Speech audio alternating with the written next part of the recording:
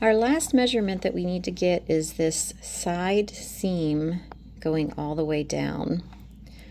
So take your string for your doll or your tape measure if it's on a real person.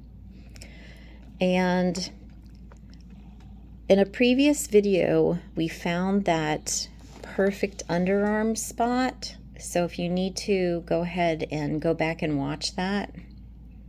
Okay, so that's going to be where you're going to put your starting string, the very start.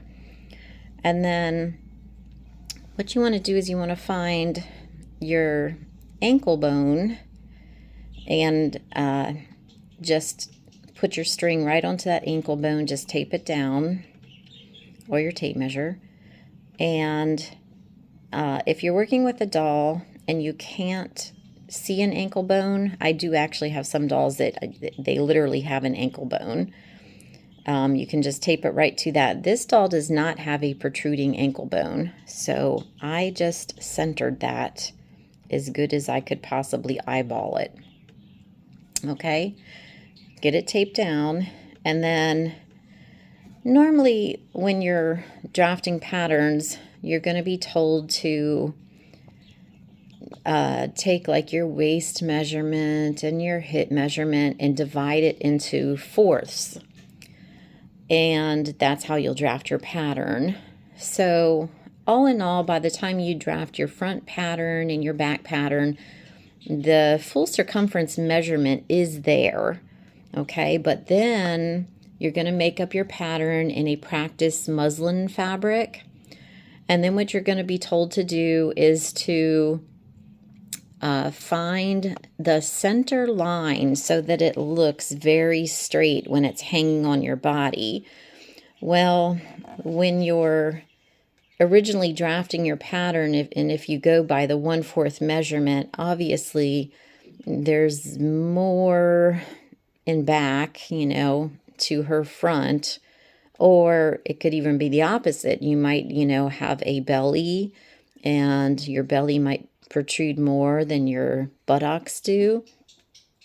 So all in all, they're going to tell you to play with the seam line until you get this very straight, pleasing to the eye look, so that your seam line looks very vertical, just like this. So I like to just, kind of skip all those other steps and just go straight to it. So just go, if you line up the top of your string with that underarm point that we established in the previous video, and right on your ankle bone, or just center it as good as you can. And then you just kind of push the rest of it downwards. That's going to give you your points of dividing your pattern right where you need it to be. Okay, so if you just push it in like I've done, see it's hanging straight. And then if you just kind of push it in and take your marker,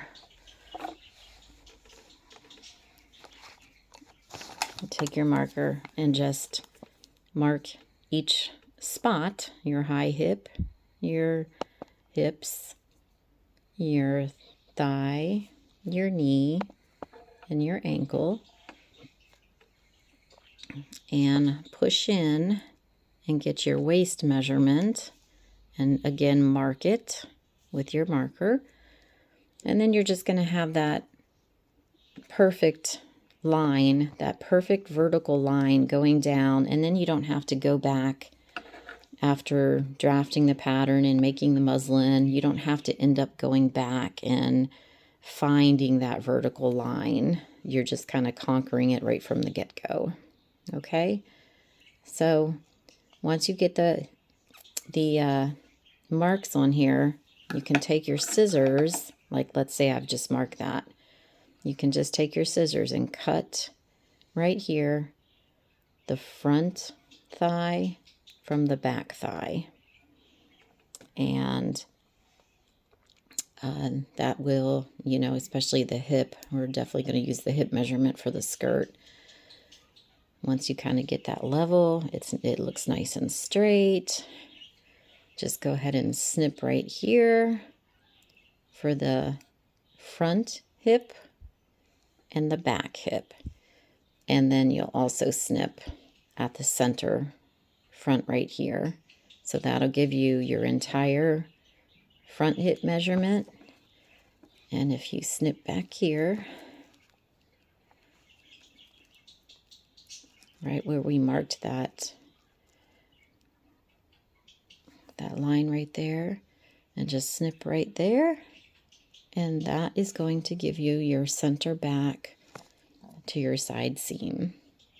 And that's just my way of doing it so that it avoids a lot of extra work at the end. And that's it. And we're all done measuring.